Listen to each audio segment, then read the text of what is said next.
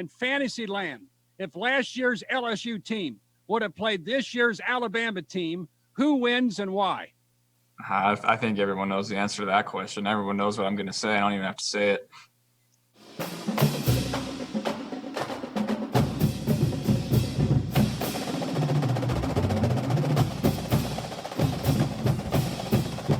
Hello and welcome into Tigers Roar. As always, I am Jonathan Poche, joined by the Bud Man, Buddy Sanji, coming for you from Pelican Sports Network. Check us out each and every week at 8 o'clock on Wednesdays. Also check us out on YouTube, Pelican Broadcasting. Search it up, give us a like and a follow so you can catch up with everything we do here at the Pelican. A great way to keep up with all the great stuff going on. In the intro, you saw Joe Burrow. Bud Man, he was asked who would win 2019 LSU versus 2020 Alabama. A lot of similarities in numbers in the two offenses, but I'm like Joe Burrow. You don't have to ask me.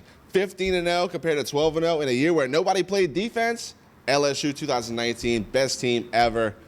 Bud Man, welcome to the show. Yeah, Happy New Year. Happy New Year to everybody. It is 2021. We hope that all of you are going to get some semblance of normalcy. Hey, kudos, first of all, to the commissioners of the SEC and the Big 12 and obviously the ACC to get this college game through the hardships and the protocols of COVID-19. And no doubt about it, this was a weird year. Look, the Big Ten didn't want to play, neither did the Pac.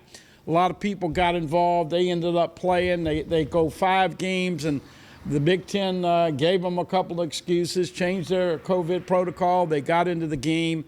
And lo and behold, I was talking about this today. We've been talking about it all week long about these comparisons. And let's give Alabama credit. They had great perseverance, and they had a really good team. But a lot of those teams that they beat had maybe 60 players or 61 players. Ohio State down almost 8, 9 players. So, yeah, we're talking apples and oranges. A lot of comparative stats on the offense. And, of course, we know that there was a Heisman at LSU with Burrow. And, of course, Devonta Smith, the A-Meet receiver, ends up winning. You can all that. But when you look at what LSU beat last year, 1, 2, 3, and 4. Right. They beat Alabama. They beat Georgia. They beat Clemson. They beat Oklahoma. All those teams were in the top 4. And the final 3 games for Alabama this year was that Alabama, of course, beat a 4-loss Florida team, right? An overrated Notre Dame team that gets in on their reputation, right, and a less than healthy Ohio State team that had only played 7 games. The Bama ended up playing 12, 10 in the regular season, in the SEC championship, and then, of course, the blowout in the semifinal game. So, lo and behold, I'm with you. It's not biased, but I just think the body of work. And here's the other thing that we kind of talked about. There wasn't any home crowd advantage. Right. They didn't do it in front of 100,000. And look, we talk about this with the Saints. We're going to talk about Saints tonight. This is a crazy thing. We're happy that we got through football, but to compare anything in 2020 to what happened the previous year is like not apples and oranges, but apples and watermelons. Right. That's the differential to me. But give Alabama credit. They won another one. Nick goes and gets 7 on his resume. Probably the happiest I've ever seen him afterwards. No kidding. He has surpassed Bear Bryant, and unfortunately, they did it with more than a handful of Louisiana players. And he just had another great recruiting class. But look, my job is to watch very closely under great scrutiny, and we're going to have the offensive coordinator and the passing game coordinator. We're going to talk about that. But that's the one thing about Saban, you got to give him credit. Yeah. He never gets full. He never lets his belly get full and content. He's always wanting for more, and they get their stars to come back. Right. And Corso has done a better job of that this year. I just want to see LSU get back in the conversation. But lo and behold, basketball tonight, NFL down to the final 8 with the big games this weekend. And, of course, as we know, the culmination of another college football season. So I'm glad it got done, but that's a long-winded answer, but no, I don't think Bama has the resume and did as much to say greatest team ever. How can you even say that when the television ratings were down appreciably? Right, 52-24 was the final score of the national championship game. Alabama does take or Nick Saban, I should say, taking his 7th title, passing Bear Bryant. 3 touchdowns in the first half from the Heisman winner Devontae Smith, a guy from A-Meet. But, man, a lot of talented wide receivers now in prime time, big games, NFL and college. Of course, you have Chase going into the draft with Smith, Terrence Marshall. Of course, you have Kayshon Boutte, who's going to be looks to be a superstar in the making.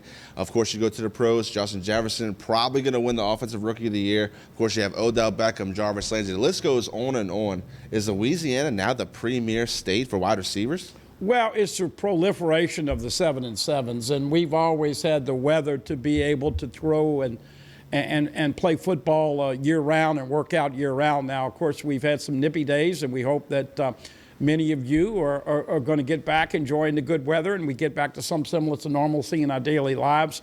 But, yeah, LSU did everything they could to get Devonta Smith. Oh, by the way, I saw today a little footnote. He was like ranked 200. Yeah.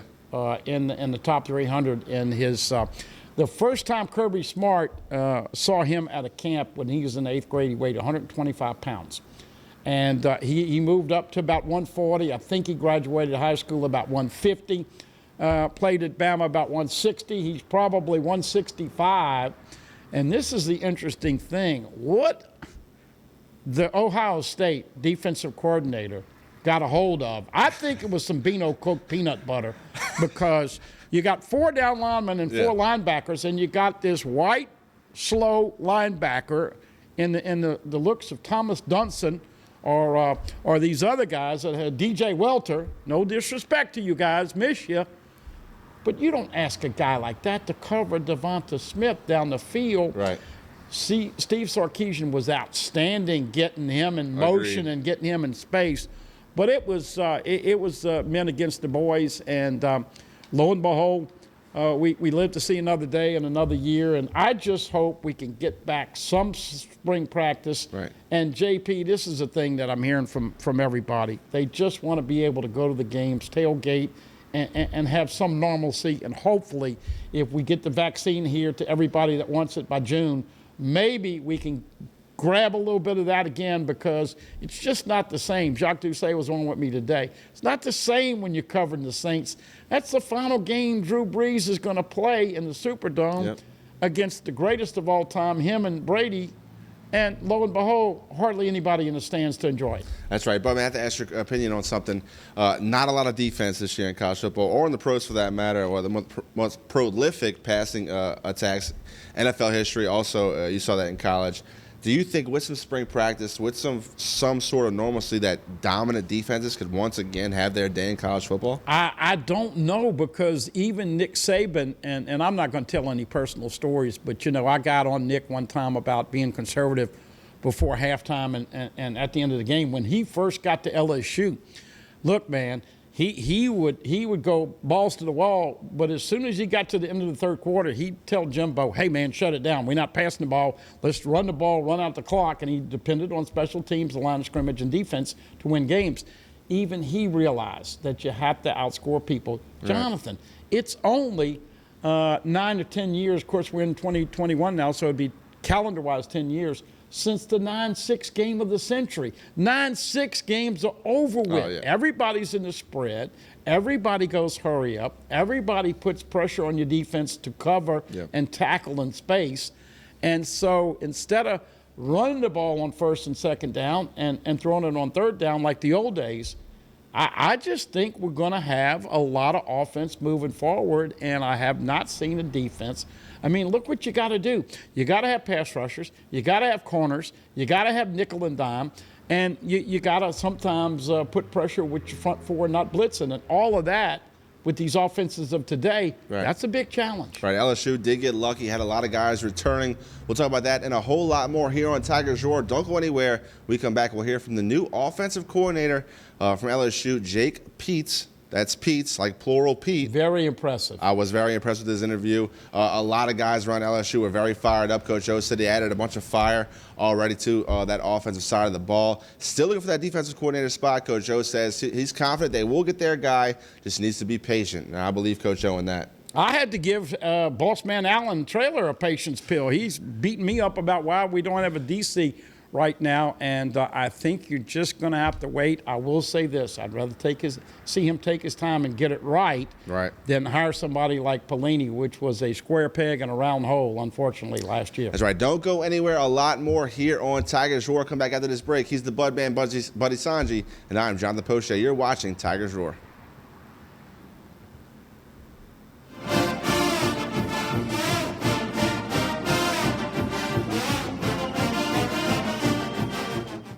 Hi, I am Dr. Farrell Frugier Jr., and I am a general dentist at Frugier Family Dentistry. I was born and raised in Baton Rouge, Louisiana. I went to Catholic High School, LSU, and LSU School of Dentistry in New Orleans, where I received my DDS degree in 1986. I always have and will continue to be committed to continuing my education, to invest in technology which makes the diagnosis and delivery of dentistry more thorough, more comfortable, and more aesthetically pleasing. In our practice, we are here to serve the patients. We want to improve their quality of life and to develop relationships with our patients. In dentistry, we have a chance to impact lives on a daily basis, not just by doing dentistry, but by getting to know them and being a part of their life. We also believe in giving back to our community. So every year, we give back to the Greater Baton Rouge Food Bank, Toys for Tots, and Mary Bird Perkins Cancer Center. Please stop by and visit our office. We would love to take care of you and your family. Team Honda wants to thank you for once again making us Louisiana's #1 new car dealer by offering you never-before-seen savings. For the first time ever, get 0% financing up to 60 months on some of your favorite Honda models. Get thousands in savings right now at Team Honda on Siegen Lane. Hello guys, it's Debbie. It's time. I've got a brand new location. 10510 Airline Highway, Baton Rouge, next to After 5 Tuxedos.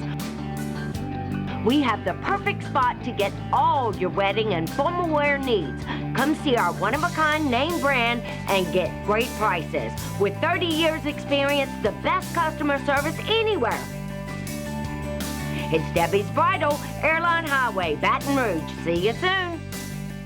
Hi, I'm Bobby Yarborough with Manda Fine Meats. Here at Manda, we know what the folks of South Louisiana love. They love great flavored smoked sausage, delicious deli meats, and specialty items like boudin and andouille sausage. Manda Fine Meats has been providing these products since 1947. We produce them right here in Baton Rouge, so you know you're always getting the freshest product at your local grocery store. Manda Fine Meats. Taste the fresh local flavor in everything we make.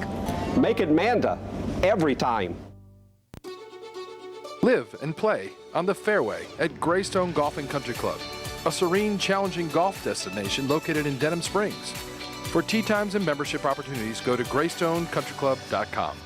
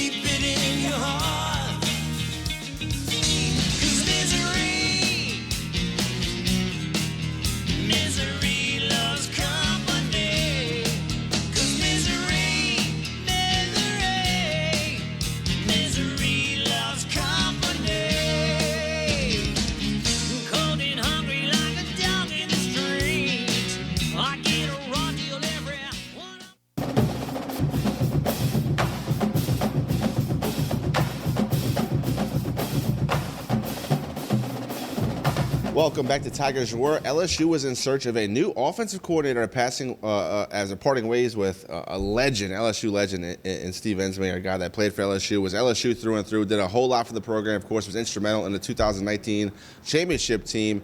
Joe Brady leaves. The passing game kind of falls a little bit. But look, 2 freshman quarterback had to come in and play for Miles Brennan. You were going to expect it to drop off a little bit. Coach O goes young, asked for Brady's input. He gave a couple names. One was familiar to LSU and DJ Mangus, the new passing game coordinator. But LSU settles on Jake Peetz, a guy with 10 years NFL experience, been a running backs coach, quarterback coach, did a lot for Carolina, was very instrumental in the Christian McCaffrey, a great season he threw up with 1,000 yards receiving and rushing. LSU goes young, very relatable to players, these young guys in Peetz and Mangus. Going to run the spread, has a lot of experience in the Joe Brady offense. And this is a guy that Joe Brady recommended, said he could run this offense just like 2019 very well. Coach O fired up about the new guys they have on the offense. Yeah, you will see he's very qualified. He says the things that are going to get you excited. Now, we really don't know the status of Miles Brennan right now, if he's going to come back. And we don't even know if there's going to be spring ball or when it's going to happen. But Nussmeier is an early enrollee. He's already on campus. TJ Finley had his opportunity to start 4 games. Max Johnson proved to be very capable the last couple games. And, of course, Miles Brennan was keeping on. 40 points a game. Same stats, kind of carrying over from the 19 team before he got hurt at Missouri. But now Jake is going to coach the quarterbacks. And so, look, there's no partiality here. They're all going to be thrown in the mix, and the best guy is going to get a chance to start. Running backs got to have more explosion. We talked about this. You're watching all these games. Got to have a difference maker at running back.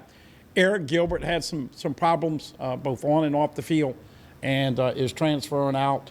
Chris Curry announced today he's going to Utah, but there will be plenty of offensive talent. The whole offensive line is back. Excuse me. But can you protect the quarterback? Can you open some lanes to run the football? O-line, once again, crucial for 2021. That's right. It all starts up front. LSU fortunate to get the offensive line returning. Austin Deckles was the last to confirm he is coming back to LSU. That's a big deal, right tackle. Of course, you had the 2 guards come back, and Ingram highlighting that duo. LSU in a good shape right now on both sides. On the line, of course, you have Neil Farrell saying he's coming back, and a bunch of other guys. Whole defensive line, whole offensive line coming back. But they got to look. We're all COVID-20 because we've been cooped up and stress eating and anxiety and all. But the O-line and D-line have got to lose some of these basketballs in their belly. That's right. Coach O fired up in his press conference from today. I want to let you guys hear that. Here is Coach Orgeron earlier today from his press conference introducing the new offensive coordinator, Jake Peetz, and the passing game coordinator in DJ Mangus. Here is Coach O.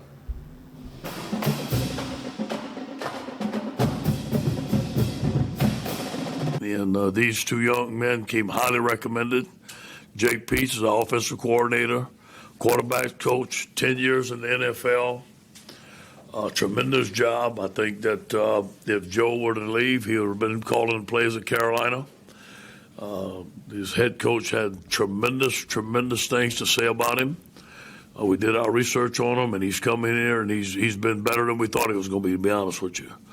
His leadership skills, his organization, there's already a change in the office. He's talked to all the players. They're excited. He's talked to the players' parents. They're excited about him.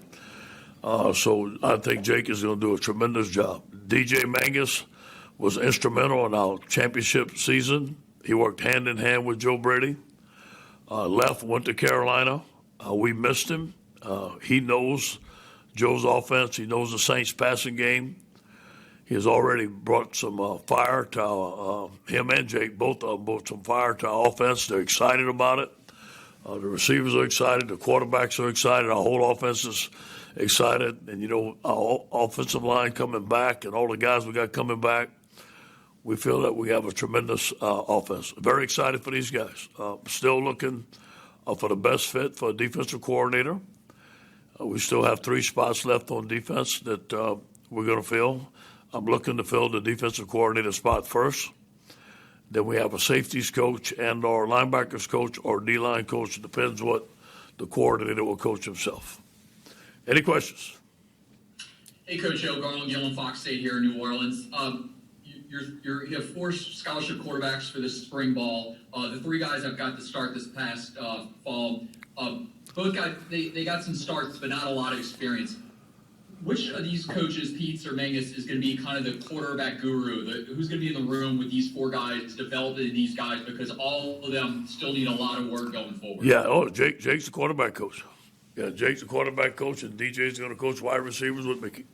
And Jake is a tremendous quarterback coach in fundamentals, and he's going to be in there and has already showed some different things to our quarterbacks that they need to do, and is going to do a great job for us. Hey, Coach, this is Shea Dixon. You said when you hired these guys that you wanted to go back to the 2019 offense. That was a focal point. I guess from a philosophy standpoint, when you think of the 2019 offense, what do you think of? I think of, empty package. I think that lookovers, guys wide open, running down the field, making tremendous explosive plays, but also a short passing game. I think, Joe Burrow making some tremendous calls at the line of scrimmage. I think of Steve Ensminger and Joe Brady making some tremendous calls in championship games, giving the balls to our playmakers in space and letting them play. I just think that these guys are going to do a tremendous job of doing that. We got some great players coming back, and I'm excited about our offense.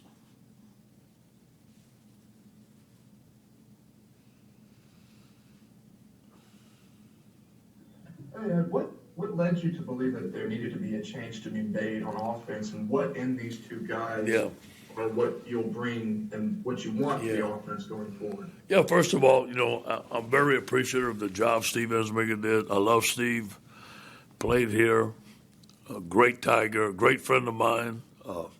He helped me out when I needed a change, the culture in that offensive room, and he did it. He brought tremendous leadership. Like I said, he was like John Wayne every day. But, he was getting older, and I knew it was time for him to retire. I could feel it. He was getting tired. He gets in the morning, office in the morning at 5, gets out at 10 o'clock, and it was just time. I just felt it. And I wanted to go back to the things that we were doing.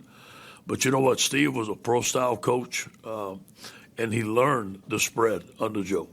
But obviously you're not going to learn everything because that's not what you do. So I wanted to bring the guys that are experts in the spread offense, and I got both of them, and I'm so excited about it. Hey, Coach. You mentioned, I think, on the radio show a couple of days ago, Jake and DJ had already been talking to the players. I mean, just what has been your impression of the players' impression of both of those guys, and just kind of how those conversations have gone? Yeah, knowledge is power. Those guys have come in with tremendous knowledge, the tremendous love for the game. They're going to get to know these guys. Every guy that has met with them has come out with their eyes wide open. Coach, way to go.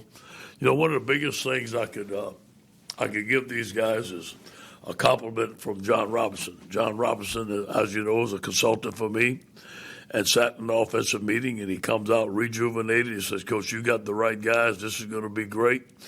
If John believes in it, I believe in it too. And obviously in the past, there have been breakdowns like, one handles third downs, red zone, things like that. What do you imagine the responsibility breakdown between DJ and Jake to be? No, we're going to talk about it. Obviously, Jake's the offensive coordinator. DJ's the passing game coordinator. We're going to see what's best. We haven't actually talked about that, but I do see them up in the box together, just like Steve and Joe were, and him helping Jake call the plays. We haven't discussed third down yet, how we're going to do it, red zone, how we're going to do it. But whatever's best between those two, whatever the best fit is what we're going to do. And these guys seem to be your first two choices on offense. Yeah. Obviously, you didn't get your guy on defense, but this is not unusual. Just talk about you didn't get maybe be your first choice, but talk about how the coaching search goes. You often don't get your very first choice, and the fact that you got two of them is probably pretty good. And you know what? Really, the priority for me was getting the right guys on offense because that's not my specialty. And I knew that I could wait and get the right guys on defense, and I think we're going to get them. I know we're going to get them, and I have a good feeling who it's going to be. I just have to be patient and wait till the right time. But knowing that I can help on the defense, it gives me some security. Knowing that we can wait and get the right guys. We still got 3 spots open, but I feel good that it's going to be the right people. We've interviewed some outstanding guys. It just wasn't the right fit. Either wasn't the right fit for me or wasn't the right fit for them, maybe too far away from home or stuff like that. But we did go after the top guys that were available. But we do have a couple guys that I think that are special. I just have to wait till the right time. Ed, how was it important for you to, I guess, kind of go younger? Somebody in his late 30s, early 40s, not saying old people ain't good, I'm old, but I mean, going younger to relate to the players and to understand modern offenses. Exactly. Younger knows the spread. I mean, those young guys know the spread. We weren't born in the spread. We weren't raised in the spread. So those guys were experts in the spread. They just happen to be young, but they're bright and they're very smart, innovative. They come from a different era. We were hard-nosed football coaches, basic football coaches, get after them.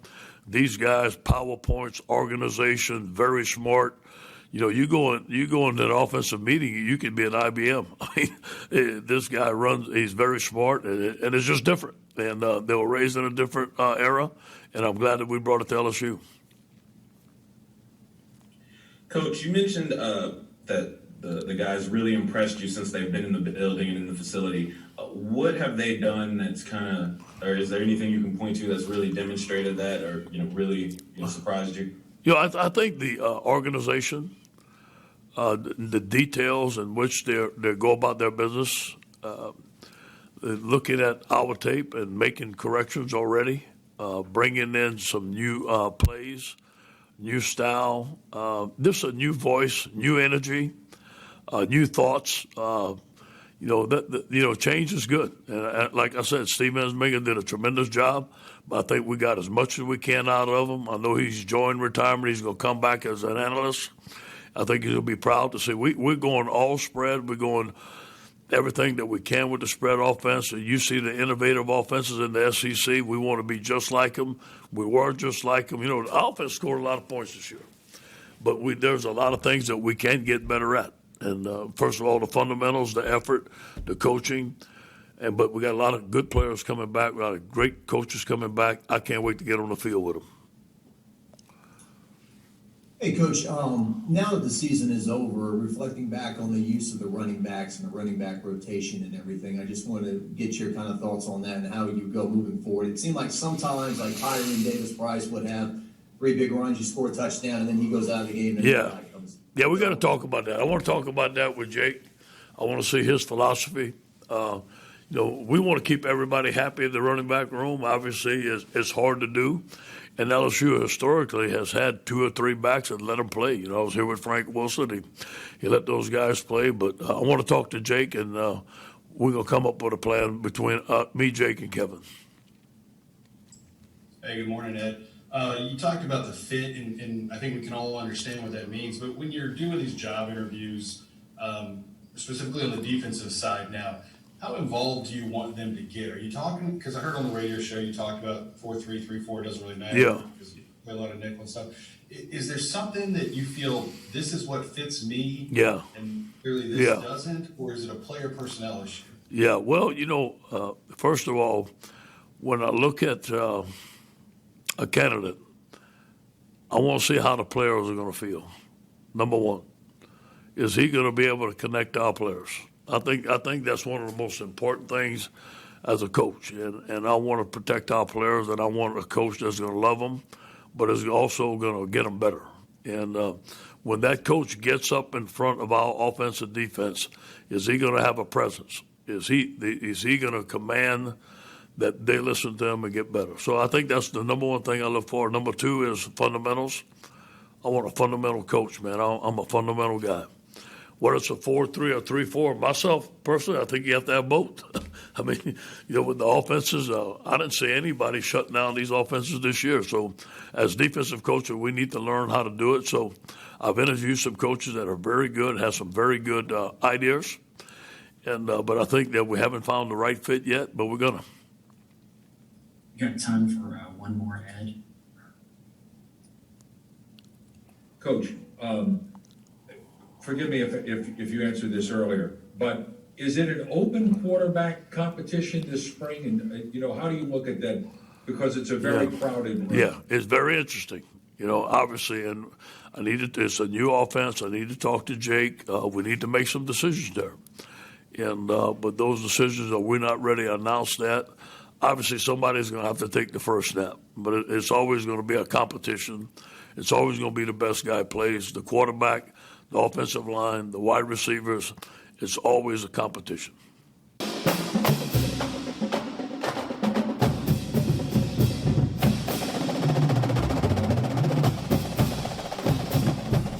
Continue here on Tigers Roar, January 13th. That press conference was from earlier today. You heard Coach O say a lot of things among, it's going to be a quarterback competition.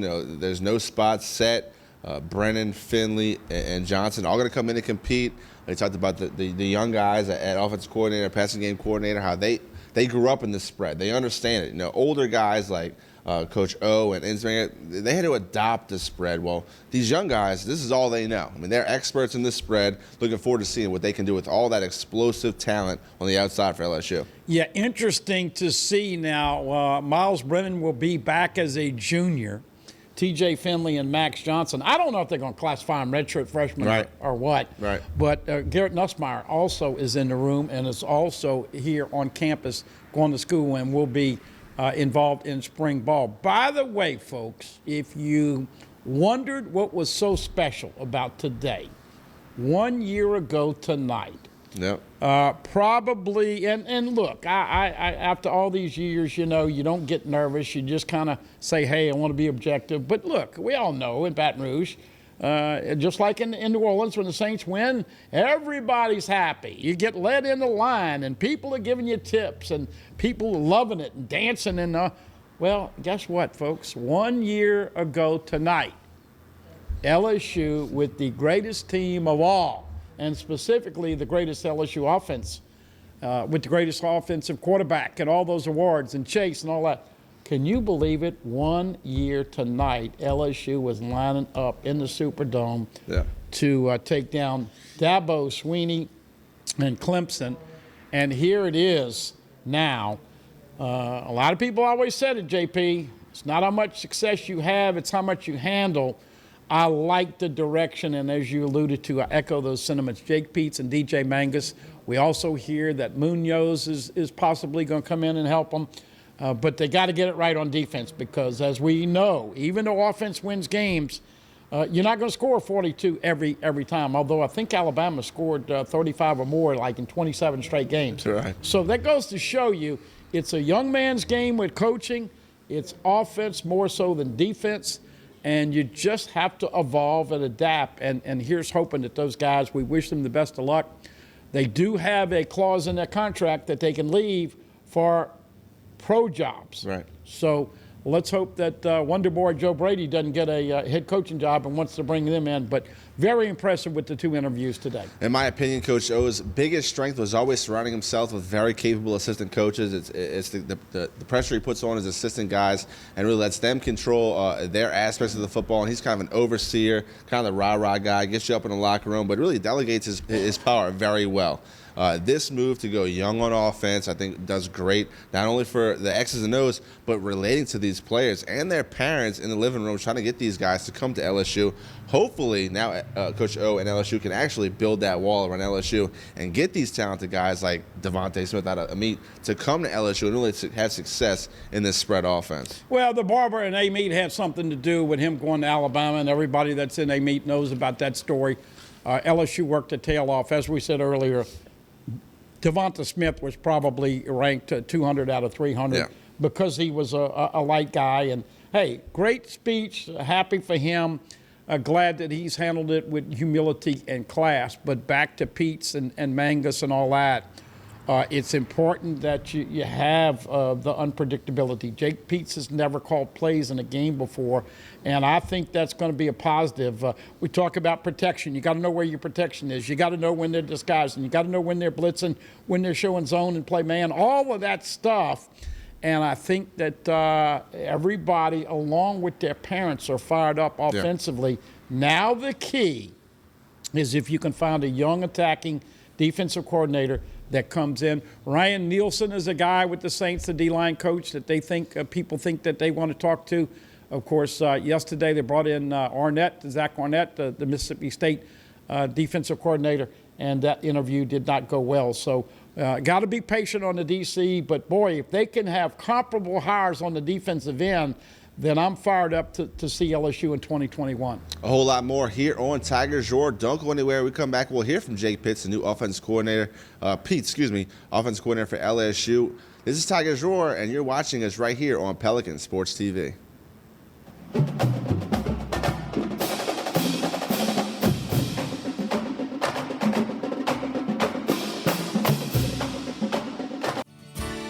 Creel Tree Service is a licensed and insured tree service providing tree and stump removal, topping, trimming, cabling, pruning, and fertilizing. We have free stump removal with takedowns, free estimates, affordable rates, and senior citizens discounts. Call 774-TREE.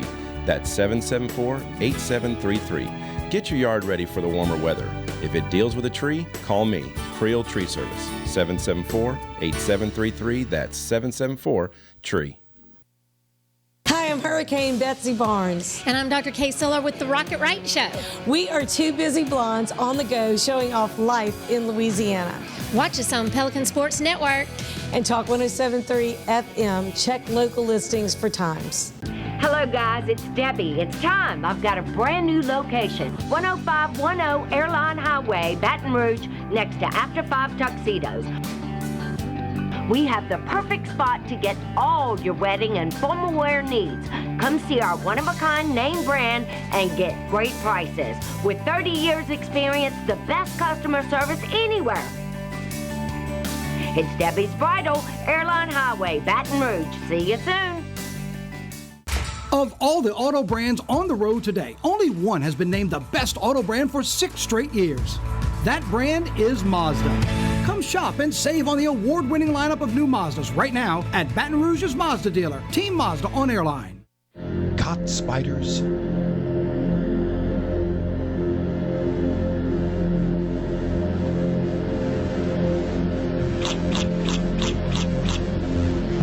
Premier Pest Services. I've seen a lot of things during my life, more bad things than good. I've lived in a lot of places, but never a home. I don't think anybody cares about me anymore. And now, I'm tired. Signed, Brian, age 11. Abused and neglected children in East Baton Rouge Parish are in dire need of CASA volunteers. Please call 379-8598 today. Change a life of hurt into a life of hope. Hello. Hola. Ni hao. Experience what the Baton Rouge International School can offer your children. Now welcoming displaced students for short and long-term stability.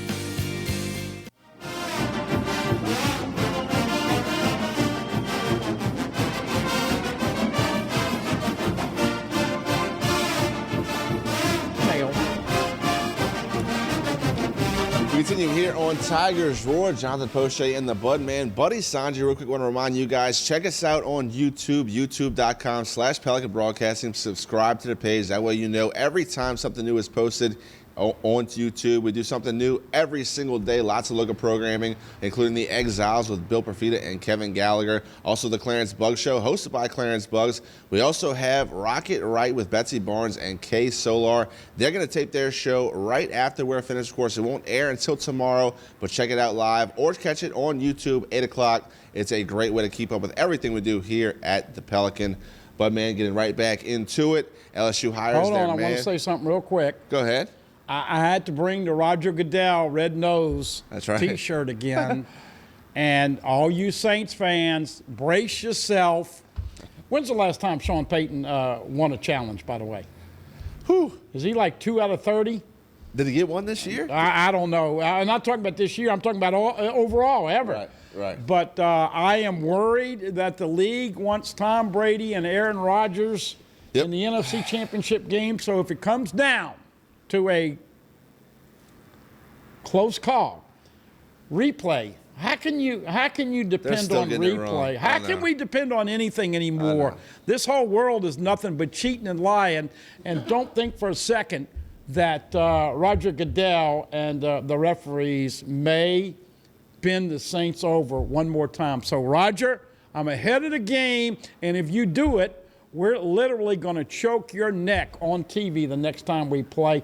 Let's hope that the Saints can do something. You talked about the stats. Winning and beating a team 3 times in a year generally is tough, but also you've had positive stats that said it's doable. That's right. I read a stat that said, teams that sweep divisional opponents during the regular season win the playoff matchup 65% of the time. Of course, we know what stats are for. As my dad would say, stats are for losers. Sure. You don't worry about stats. It's winning the games. Getting back right into LSU, they get their guy on offense, and Jake Peetz, a guy that's had a lot of experience in the NFL levels, most recently at Carolina, working with Joe Burrow. He's been a running backs coach, a quarterbacks coach. As you mentioned, he's never called plays yet, but understands the offense, understands the spread, had great things to say about Joe Brady in his introductory press conference today. Look, I was very impressed with what he had to say. I thought he handled the moment very well, said all the right things, adds a little bit of juice to that offense moving forward. 1.2 the first year, 1.3 the second year, $150,000 signing bonus. The same thing with DJ Mangas, who also did a 2-year deal, $400,000 a year. All signs point to you got 2 years to get this thing fixed. If you notice those 2-year contracts, so they're paying some guys off, paid Pelini off, had to pay some other guys off for the departures of the last 5 coaches, but let's hope that this offense is going to bring back some memories of the 2019 team. Kayshon Boutte and the wide receivers, obviously talented running backs. You protect and have consistency with the quarterback spot. Hey, let's go. I'm ready to go. Well, Coach O's fired up, and I'll let you know why. Jake Peetz does great interviews. Talk to the players, talk to their families. Everybody's fired up. We'll let you guys hear from the offensive coordinator for LSU Tigers. Here is Jake Peetz right here on Tigers Roar. Hey, first of all, I just want to say, my family, my wife Maggie and I are very excited to move our 6 kids down here to Baton Rouge. We're very grateful to Coach Orgeron for the opportunity, for believing in us. And by us, I mean DJ and myself. And I know you're going to talk to him here soon, but DJ is somebody that I had the privilege of working with Joe in Carolina, somebody I believe in, and I think greatly contributes to the strength of our staff here. And that's something, we are a we, not me group over here. Like, we have great strength in our staff. Coach Orgeron talked about Coach Robinson. It was fun, being in our first offensive staff meeting yesterday and looking over there and seeing a legend of a coach there. And Coach Ensminger and I have spent time here. He came up to the office yesterday, and he's a guy that Joe Brady talked about, being a great, humble leader. And that's something about this, right? Leadership is an extreme sport that requires courage and humility. And that's something that I think he embodies. I know Coach Orgeron does. Joe Brady does. So those are great people, in addition to many others that have helped me get to where I'm at right now. But I think that those are great examples of people that we want to emulate and that we want our players, therefore, to emulate. And when we do those type of things, we're going to put an exciting brand of football and have exciting brand of men, out there in the world, not just playing football. So, again, my family and I are very excited, very proud to be a part of this great organization, and I look forward to hearing what you guys want to ask. Hey, Coach. This is Shay Dixon with 24/7 Sports. Coach O had talked about wanting to go back to the 2019 offense that Joe Brady and Ensminger and Mangus were all a part of. Mm-hmm. When you watch film or just from what you know, obviously, what jumps out to you about how you would describe that philosophy? Well, it's something that I greatly believe in. I believe in that passing game. Joe Brady really helped me learn that at a different level. It's similar in some ways to what we ran in Washington when I was with Sean McVay, some similar concepts. But what you see great confidence in those players. Like, they had great preparation. Preparation is what leads to confidence. And I think when you have that, when you have guys that have been in the grassroots of that system, that you're able to teach the players that to an elite level, and then you let their talent take over. It's something that we've got to demand from them every day, starting with the first opportunity we get with them to the very last one. We've got to be extremely demanding with these young men, and we can only do that if we're demanding of ourselves as a staff. And that's where we have a great staff from top down. And that's one of the first thing I did was I reached out to each position coach, each analyst, each GA. These guys are extremely important in this. And for DJ and I, we want to learn from them and try to teach them the way that we've been taught so that we have great strength and power in this staff, so that we sharpen each other, we pass ideas along to each other, we challenge each other, so that when we get to our players, we have a very defined product. We have defined roles, defined responsibility, so that they can play with great confidence because of the preparation that goes into it. Hey Jake, this is Michael Cobble. I work at the ABC TV station here in town, like a mile from campus. So you'll see a lot of us, and we're going to run a lot of y'all. Excellent. I think most of us have a basic understanding of the spread concepts, but there's certainly different flavors to it. How would you describe what you guys favor, would like to try to implement, and some things that we've seen with the Saints and their offensive attack versus what we see in the SEC with the need for a balanced running game? Sure. In there. Well, how do you marry those two? That's a great question, Michael. What do you want to see? I guess ultimately. What I want to see is our players in the best position to make plays. What are they great at? And that's something we've been spending a lot of time with our staff, is going over what schemes fit our players. What's the best way for us to run the ball? What's the best way for attack? Because that's what we want to do. We want to aggressively attack the defense at all fronts, and we want to play the game the way we want to play the game. But we need to know ourselves first. We've got to understand what our players do great and what they don't do. And we obviously want to play to their strengths. So what we are doing in this system, like the spread system, is we want to define what things our players do at a very high level, and we want to amplify that. We want to adjust it, keep changing it so people can't set their watch to what we're doing and how we're doing it. And we want to involve everybody. And like a question got asked to Coach Ogeron about the running back, and I'll just go ahead and talk about that in case you guys want to know. Like, if our best personnel grouping has multiple backs on the field, let's do it. We have great playmakers here. And that's our job as coaches, and that's my responsibility as the offensive coordinator, to make sure that those young men are prepared and that they're on the field to attack the defense. And whatever that looks like.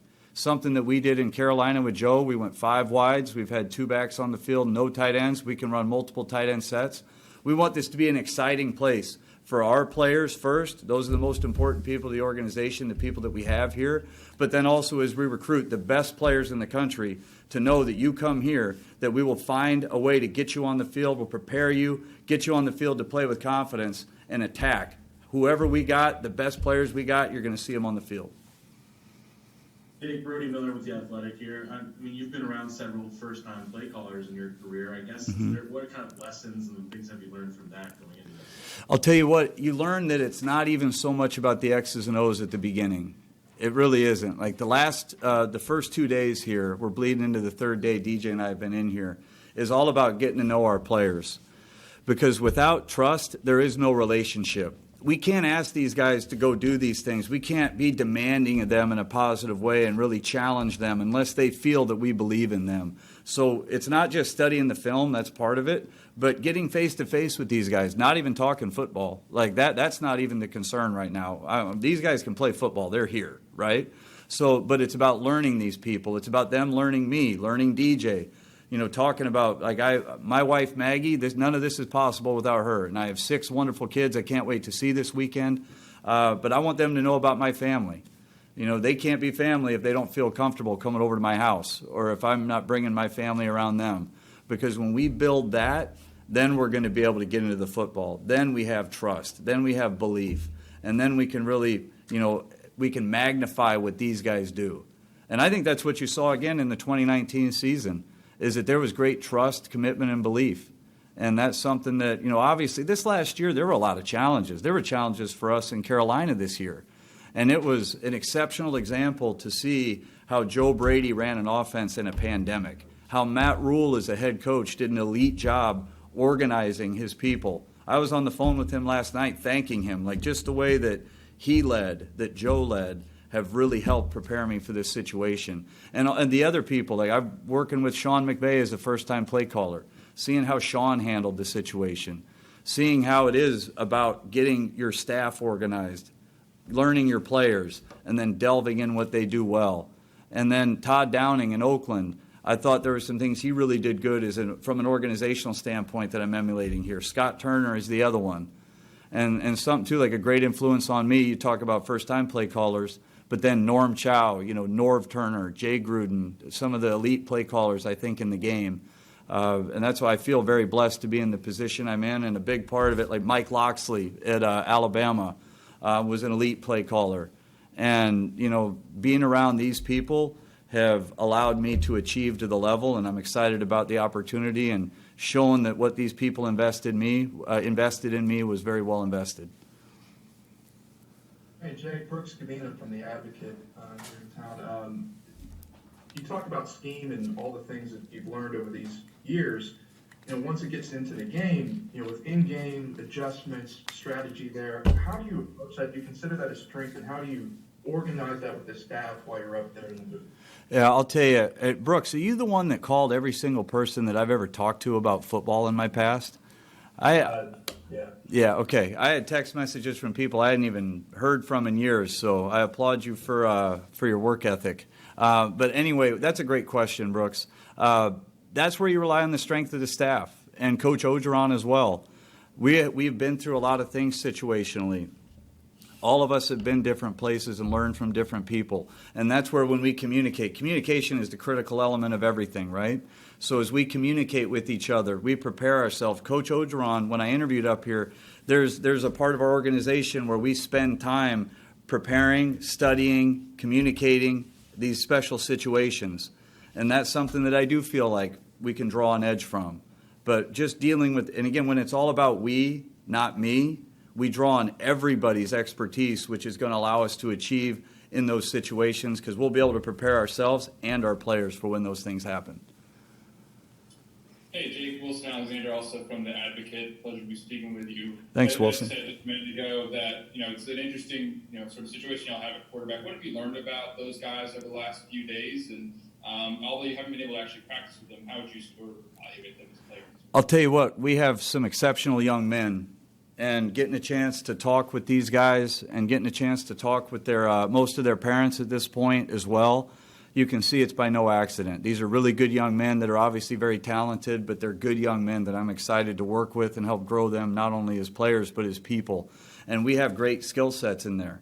I wouldn't say any of them are the same, which is good, right? I mean, that's a good thing where we can draw different things. We can attack defenses in a different way. But it's been a pleasure to get to know these guys, and I look forward to continuing to grow that. Hey, Jake, this is Glenn West with LSU Country here. You mentioned Hi, Glenn. A few minutes ago hi. You mentioned a few minutes ago that obviously you spent some time with Joe Brady last year. I mean, I'm just curious, what was one thing that maybe you learned from him above all else that's kind of helped you in your first year here? And then just also, what are your first impressions of some of these players? I know it's very early, but I mean, just what kind of guys do you think you have on this team? Sure. Well, I'll tell you what, Joe Brady and DJ spent a lot more time with him, right? Like they played college football together and they've grown up together. For me, Joe Brady, I've spent more time with him than any human being, including my wife, this last year. So, like, he's a guy that I love not only as a football coach, but even more as a friend. Like, this is a guy that means a lot to me personally as well as professionally. I wouldn't be here without him. And he invested a lot in me this last year. And I tried to learn from every opportunity I got from him and then add, and hopefully he felt like he grew from his experiences with me as well. What Joe has, he has such grace with how he delivers his thoughts. Joe is, and you guys, I'm assuming most of you guys were around for the 19th season and got an opportunity to speak with him, but he's elite with intelligence. But the way that he communicates, and not just with me, I was his quarterback coach, but with the players. And he helped me to make some things a little more simple. Like we helped shape each other's thoughts, but there were times where I thought he helped me take it from advanced math to maybe Algebra 1, which in learning these systems, it's not about what I know, it's about what these guys know. It's not about what we know, it's what they can learn and retain and play fast with. And then you asked Glenn about our team. What I'm seeing is great excitement from these guys. Like Coach O brought up, we have this offensive line back, and this was big. We talked about the roster a lot when I came up here last week. We have competitive kids. We have guys that are hungry. You don't come to LSU unless you want to compete.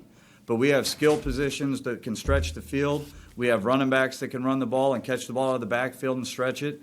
And we have guys that just want to compete. That's the thing that's been over and over meeting with these guys. They want an opportunity to compete, and they want to get better.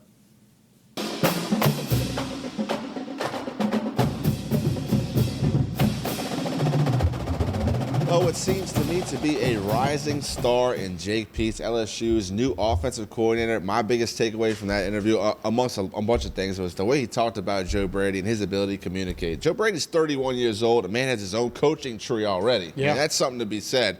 But the way he's described Brady and really simplifying schemes in terms where it's not about what the coach knows, it's about what the players know. I think that is a great way to approach things. And he is going to make these guys run through the gamut from A to Z. You're going to be prepared. You're going to do your homework. You're going to know what's going on.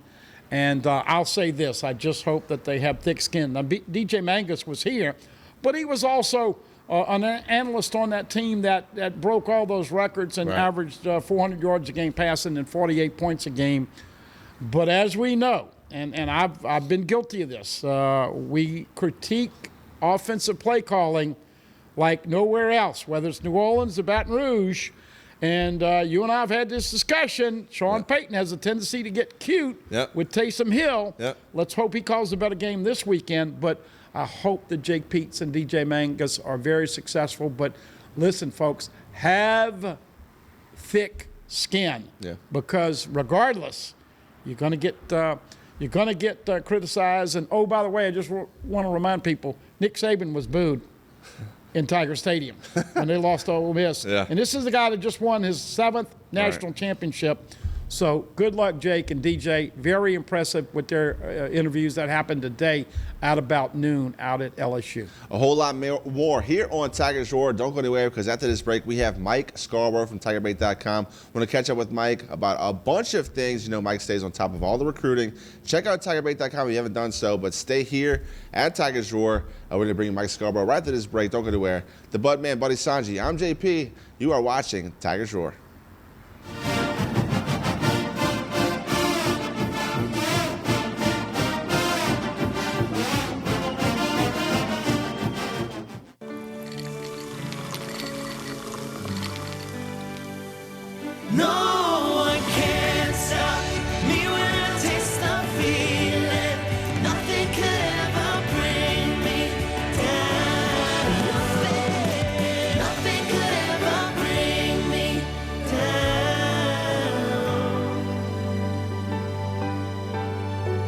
Taste the feeling.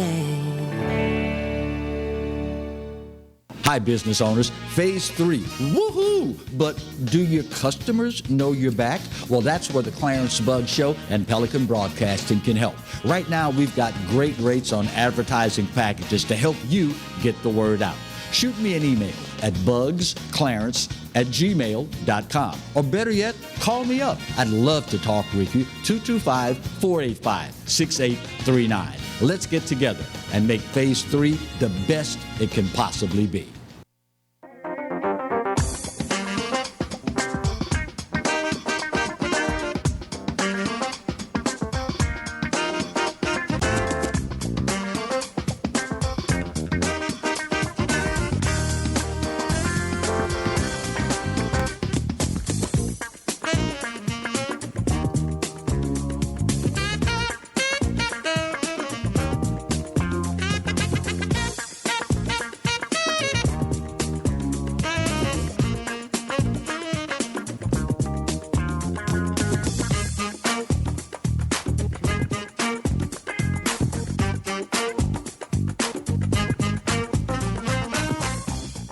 Belello's Furniture and Appliances, your dependable independent. Depend on us for service, for selection, for price. Get huge Whirlpool savings. Shop now and save on Whirlpool appliances throughout the store. Plus, experience our price match guarantee and ask about special financing. You can depend on the know-how of people who live appliances every day. Belello's Furniture and Appliances, your dependable independent with nationwide buying power. Hi, I am Dr. Farrell Frugier Jr., and I am a general dentist at Frugier Family Dentistry. I was born and raised in Baton Rouge, Louisiana. I went to Catholic High School, LSU, and LSU School of Dentistry in New Orleans, where I received my DDS degree in 1986. I always have and will continue to be committed to continuing my education, to invest in technology which makes the diagnosis and delivery of dentistry more thorough, more comfortable, and more aesthetically pleasing. In our practice, we are here to serve the patients. We want to improve their quality of life and to develop relationships with our patients. In dentistry, we have a chance to impact lives on a daily basis, not just by doing dentistry, but by getting to know them and being a part of their life. We also believe in giving back to our community. So every year, we give back to the Greater Baton Rouge Food Bank, Toys for Tots, and Mary Bird Perkins Cancer Center. Please stop by and visit our office. We would love to take care of you and your family. From appetizers, pasta dishes, and entrees, La Contea takes pride in preparing all the Italian cuisine we know you love. Enjoy live music every Thursday through Saturday from 6 to 9, happy hour weekdays from 3 to 6, and brunch on Sundays from 11 to 2, as well as dinner portion-sized lunch specials for under $10. Visit our website to view our menu and book a party or meeting in our large banquet room. Once you try La Contea, your Italian dining will change forever. Team Honda wants to thank you for once again making us Louisiana's #1 new car dealer by offering you never-before-seen savings. For the first time ever, get 0% financing up to 60 months on some of your favorite Honda models. Get thousands in savings right now at Team Honda on Siegen Lane.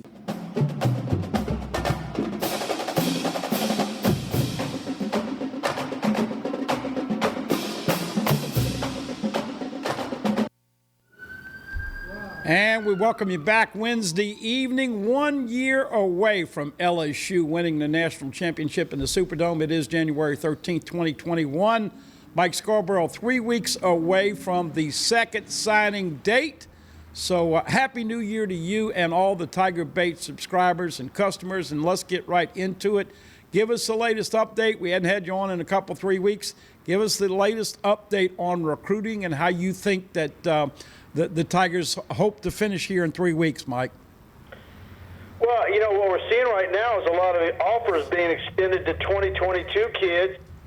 And I think, you know, in a concentration on coaches, as far as movement on Brian Thomas and the offensive lineman that we've been talking about for the last month, it has been very, very quiet. So I get the impression that in the next couple of weeks, you're going to start to hear more about recruiting, but I don't know there's going to be a whole lot of emphasis. I think they want to get another offensive lineman. There's a spot for Brian Thomas, but then they may want to take a couple of spots to the house and hold on to them in case they need them.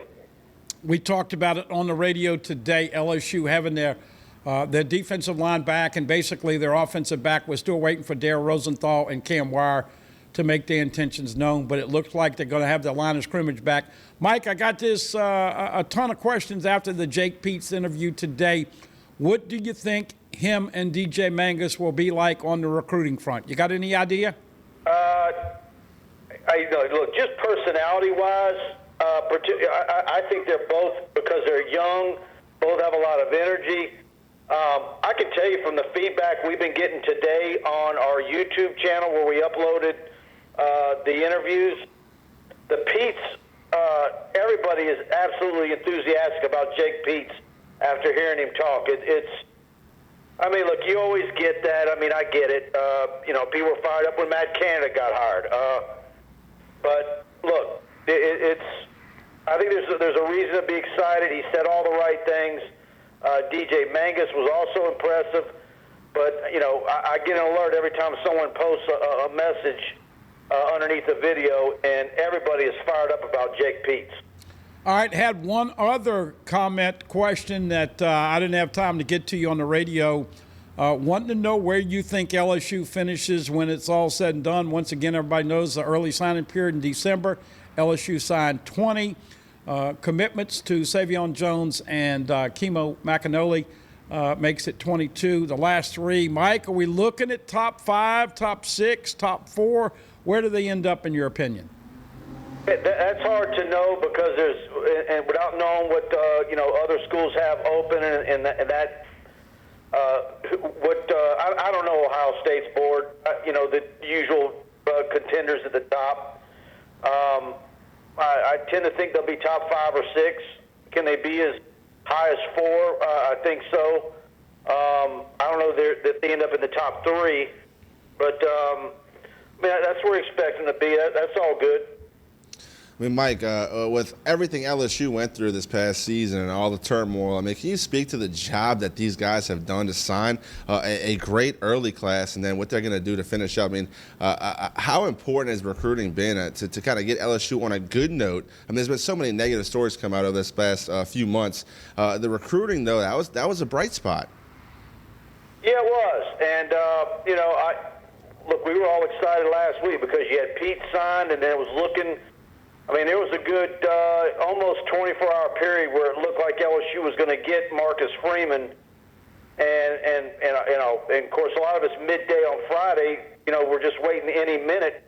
In fact, I was told by my LSU source in the noon hour when I said, "Hey, it doesn't look like this thing will go beyond this evening," and my guy said, "No, we're expecting any minute," and then it goes an hour, 2 hours, and the next thing you know. The answer is Notre Dame, but and I still, Orgeron kind of got everybody with their eyes open earlier today when he said that he has an idea of who his defensive coordinator is going to end up being, which I felt since Friday that it was probably going to be an NFL guy. I think that's probably what it's going to be. We'll see how it ends up playing out, but. If he gets a good hire that can come out and do like Pete's and say some good things, then I keep saying you get through next month when they release their findings from the Title IX deal and get that behind them, then I think they're on their way because having that entire offensive line coming back, the quarterbacks that they have to work with, the receivers, you like the way the schedule shapes up with all the games flipping back to be home games, and we assume spring football is going to be what it normally is in a full slate in a spring game. I think it sets up well,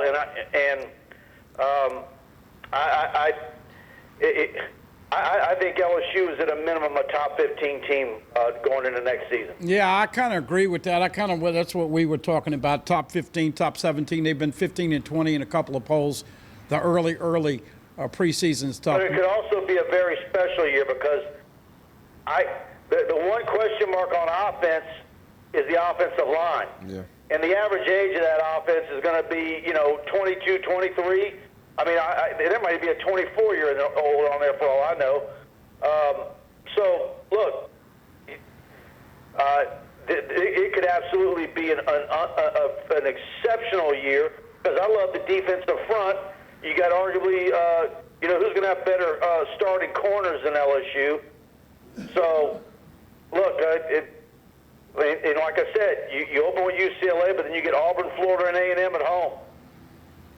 Yeah, no doubt about it. JP, we were talking earlier also about the fact that you've only had 2 offensive linemen sign in the early.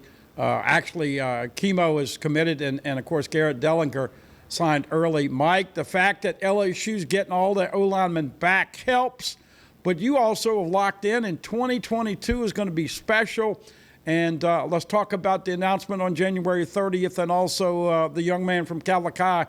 Those 2 offensive linemen are must-haves for Coach Craig, and it looks good right now, doesn't it? Yeah, Will Campbell tweeted almost 10 o'clock last night that, he's going to announce his commitment on January 30th. I've had him as a predicted commitment to LSU for many months. Emory Jones, of course, at Calicut, another top national offensive lineman. All 3 of those guys, Walker Howard, Emory Jones, Will Campbell, they're all very close. They play video games against each other on, tethered and what they do. They talk on the phone. Will Campbell always spends time down in Lafayette with Walker. Walker Howard's doing a phenomenal job of making sure he's got some offensive linemen. So, Garrett Nussmeier is now on campus. Orgeron kind of sidestepped that earlier today about, throwing the quarterback competition wide open, and he said he wanted to talk to Jake Peetz about it or vice versa. But we'll see what's going to happen with Miles Brennan. We still don't know what's going on with him. It makes a lot of people kind of nervous. as to what exactly is going on with him health-wise. But if all 4 quarterbacks are there, you got to believe LSU's going to come out with a couple of darn good ones, 1 and 2, and then we'll see where the chips fall with all that. Chris Curry, of course, in the transfer portal ends up at Utah, but you still got a slew of running backs: Corey Kiner, Amari Goodwin. I think Jake Peets has got to be licking his chops with what he's got to work with. Mike, I saw a story on TigerBite.com. Joe Burrow was asked a question, who would win 2019 LSU versus 2020 Alabama. Joe Burrow was kind of funny in his answer. Say, you don't have to ask me. You already know what I'm going to say. Buddy and I both already agreed LSU would win that game handedly. You can't compare the two seasons. In a season that nobody was playing any defense, Alabama had their title. Yes, they did have 6 in 12 years, but in your opinion, who wins that game? LSU last year or Alabama this year? LSU, without a doubt. Without a doubt. Yeah, and LSU faced a much tougher opponent in the national championship game. All the ranked teams, all the records, all the awards. And this year is definitely an asterisk year. Right. But it's not like Alabama had a bunch of juggernauts non-conference as well. Yeah. Right. Well, they did have to play an all SEC schedule, but I think the SEC was down a little bit from this year to last year. But look, even Greeny with ESPN said when you beat 1, 2, 3, and 4 on the way to win the dance and host up the trophy, that's pretty good. Alabama this year beating a 4-loss Florida team, an overrated Notre Dame team, and then of course a depleted COVID protocol. I tell you what the big question is now is if you got a top pick and you definitely know you want a wide receiver, who are you taking, Jamar Chase or Devonta Smith? Wow. Interesting question, and this is another thing. I think that's going to be one of the hottest topics of all of us leading up to the NFL draft, because I'm still taking Jamar Chase. Well, out of sight, out of presence. Right. We know Devonta Smith is appreciably smaller. Boy, though, he knows his angles and he knows how to shift it in gear, and he kind of took over at the end of the year like Chase did. But here's the question I have. How are the NFL GMs going to assess these guys that opted out? Now, we know Chase. It was a complicated situation. There were more things that were brought to the table involved in the decision that ever came out. But you know he's going to have great. He's going to have great work ethic and be ready to go. But I'm not dinging anybody for opting out. And when I got both of them standing there in front of me, and I'm looking at them wearing their that workout gear that they wear in Indianapolis, if you want to see both of them are even as far as productivity, I'm taking the physical monster in Jamar Chase. Yeah, I don't know if y'all saw a picture of Chase recently, but he has put on some weight in this offseason for him in the weight room. The physicality has always been there, the release. I mean, his intangibles translate so well to the NFL game. A very physical receiver that high points every pass. I'm with Mike. I'm taking Chase. Yeah, Devonta Smith has been possibly linked to the Jets at number 2. Cincinnati, I think, is right number 3. They need an O-lineman desperately. Yes, I'll take Jordan Jefferson over Smith as well. Justin Jefferson, okay. Yep. Well, it's going to be interesting to see, and we've talked about it. Last year's opt-outs, seniors, juniors, all the guys that went into the NFL. Incredible how many started this year. Not just made the league, but started in Justin Jefferson. That is interesting. Now, Devonta Smith, Mike, has always been smallish, but I will say this: what happened in the game Monday night is going to happen a little bit more in the program. I think physically he's going to get beat up, and as you alluded to, Jamar Chase is going to say, "Bring it on." There's not too many DBs that want to tackle Jamar Chase. No, they don't. And man, of course, watching that game the other night, I couldn't believe some of the pockets they allowed Smith to have. But he also creates a lot of that. He is an exceptional route runner. Right. Hey, wrapping up 2022, Mike, in-state and overall, it looks like a really good year. Let's wrap up talking about. Real quick, 22, I've been working on my early top 15, top 20 for next year. It is so good. I mean, just my top 10. I mean, you could move number 8 to number 4. in a blink of an eye. That's how good it is. I think Louisiana, having been on a network for almost 20 years, knowing what the rankings are, usually your first 30 guys nationally are your 5-star variety. I think Louisiana has definitely 3 5-stars, and I think as far as your national top 100 guys, I think there could be as many as 8 or 9 100 caliber kids, and maybe your 9th guy is just outside the 100. JP, you probably don't know this. Mike is very humble, but a very important calendar year for TigerBait.com. Mike, celebrating year number 25. Wow. Unbelievable. Hey, wrap it up by telling them what they get by being a member and a subscriber to TigerBait.com. 25 years. You couldn't tell it on that picture right there in the lower left corner. He looks pretty darn young there, JP. Yeah, we need to replace that. That's from 5 years ago. I'm a lot grayer now. Okay. Yeah, look, you get everything. You get our premium analysis, our premium recruiting stories. You get our newsletters, our text alerts for breaking news. I'm there on the message boards day and night answering questions, and we're building our community. And we got a lot of great subscribers on our premium message board to interact with. A lot of guys with football knowledge, and very much appreciative. 25 years of TigerBait.com, and we've got many subscribers who have been with us throughout the entire time. And so if you're an LSU fan, go to TigerBait.com. And as I say, always pick the annual package. When you choose that option, you basically get 3 months for free every year. Thank you, Mike. Keep up the great work. And as always, we appreciate you joining us earlier today, radio and internet, and, of course, tonight on TV. All right. Talk then. Thanks. Thanks, All Mike. right. JP, we're going to wrap up with LSU Hoops tonight as well as Saints Tampa Bay.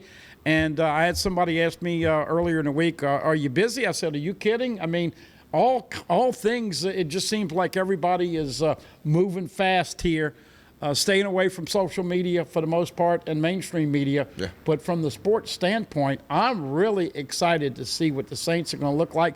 And a tough one tonight, LSU hosting Arkansas. They're averaging 88-2. LSU better get their fannies back because Arkansas is going to be pushing the ball. Cam Thomas, I'm not expecting him to play. That ankle, if you put him out there tonight and he messes it up again, he could be out 5 or 6 games. I'm hoping they sit him tonight. No, you need Cam Thomas if you're going to make any kind of push towards the postseason. Planning on having March Madness this year. Last season it was canceled, with COVID. It's going to be in the bubble in Indianapolis. So far, so good, right? I mean, 2020 taught us anything is expect the unexpected. Cam Thomas looks like a phenomenal young player. Trenton Wofford's doing great things. Coach Will Wade, I think he's got his finger on the button of this team. They're going to do some damage in the SEC. Yeah, I like the way they're coming on. Sharif O'Neal's got to get back and give them some depth. Of course, Charles Manning earlier this month did get into transfer portal, and the big kid, Brian Penn Johnson from Washington, didn't make it over here, and he's going back. So, look, Andra Hyatt and Jalen Cook and the other little point guard that's a freshman, Eric Gaines, and obviously everybody's got to play a role, and Josh LeBlanc. That is a silent C, not a hard C. And I'm going to continue to talk about this until the LSU voice gets it right. LeBlanc. We're in South Louisiana. Thank you. Budman, feeling spicy. No, it's ridiculous. We're in South Louisiana. We don't say LeBlanc. We go some New Orleans Saints talk. Of course, the Saints beat the Bears in the first round of the playoffs. Wild card. It was a super wild card weekend. It's pretty cool. 3 games on Saturday, 3 games on Sunday. I like the format. Can you believe when Jimmy Graham threw the ball and ran into the tunnel? Can you believe they did not kick? Well, they changed the rule. They changed the rule and said they don't kick it when the game ends unless it's a 2-point differential, and you would have a chance to win. But a lot of bettors that laid the 11 or 11 and a half were very thankful for that. There were so many funny videos on Twitter of guys either wanting them to kick or not to kick the extra point. If Jimmy Graham retires this season, his last touchdown reception is going to be a one-handed spectacular catch in the Superdome. I always was a big fan of Jimmy Graham. I was upset when they traded him. Look, the Max Unger deal, that worked out for the Saints in the long run, but Jimmy Graham, I mean, he deserved to have a ring with the Saints. His offenses were so dynamic when he was on the field. Jimmy Graham, huge salute. We were a fan of yours. Didn't like how he didn't shake the hands. No, I didn't either. If they'd have won the game, he'd have been dapping up Drew, saying how much he liked it. I mean, look, if you win or lose, face it like a man, go congratulate the other team, regardless of the outcome. We do have some highlights of the Saints-Bears games. We'll play those. I'll continue to talk right here on Tigers Roar. If you would in the truck, please, Katie. I'm sure they'll get to it, bud man. But coming up this weekend, of course, you have the Breeze versus Brady matchup, the third time this season. And this little guy's being a lot more involved in the offense, and you love him. I do. He's a flash in the pan. He's a firecracker. He gives you instant offense, most of the return game, and he's really coming along strong in the receiving game. Had 7 catches. If 11 wouldn't have showed up, the Saints would have sputtered on offense a lot in this game. He's a very dynamic, quick little shifty player. I want to get him the ball more. And, of course, what we're getting ready to see, I think, here is Michael Thomas getting in the end zone. Can you believe this is his first touchdown reception of the year? And look, I want to see them go to Thomas a little bit more. Also want to see Kamara, and as we know, if they're going to win, you're going to have to make the right calls and make the right decisions with Taysom Hill. And for those who didn't know, this guy, Wims, he's the one who yanked the mouthpiece of 22 and tried to punch him and got ejected. Well, did punch him. He got ejected the last time the Saints played the Bears. And Karma comes back to get you. Drop the touchdown. 4th down. You can't go out of bounds. Dive for the first down right there, Trubisky. Yeah, no doubt about it. Drew Brees, I thought, showed a lack of confidence. Double pumped, would throw some balls in space, but held on to it, and his escapability has waned a little bit. Brady's looked good, but don't forget now, the best game of the year, Saints, when they went to Tampa Bay, that's as good as I've ever seen him play for 3 quarters, JP. Look, Cam Jordan said it best in his press conference. He said, look, Tom Brady is not going to move around a lot. We know where he's going to be in the pocket. We can meet there. And good news for Saints fans, Trey Hendrickson did practice today. A guy in second place in total sacks in the NFL.